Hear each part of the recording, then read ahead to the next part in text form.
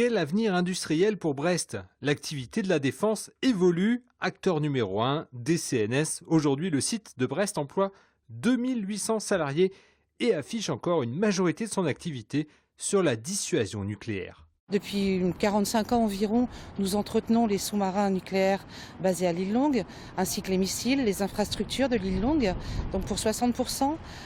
Pour 16%, nous entretenons les bateaux de surface de la Marine nationale et nos activités maintenant se développent aussi sur les énergies marines renouvelables et sur les infrastructures marines plus largement. Les activités civiles sont encore minoritaires chez DCNS. Avec ses étudiants, cette universitaire s'est penchée sur les souhaits de la population. Sur 454 personnes interrogées, 80% souhaitent voir se développer ces activités civiles à la place des activités de défense.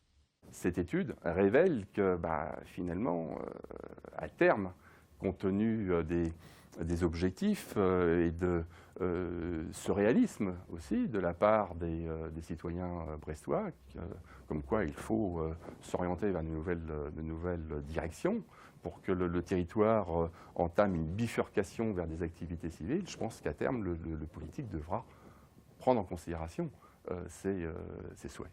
Pour le développement des EMR, Brest est en concurrence avec d'autres sites au passé industriel proche, Saint-Nazaire, mais aussi Cherbourg. Il faut adopter un raisonnement en termes de filière, il faut adopter une approche en termes de réseau, c'est-à-dire que Brest ne doit pas être en concurrence directe, et ce serait dramatique à mon sens, avec Cherbourg, avec Lorient, avec Saint-Nazaire.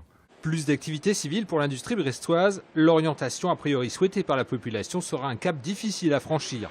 Le contexte international plutôt sécuritaire et le faible coût du pétrole freinent la reconversion vers les EMR.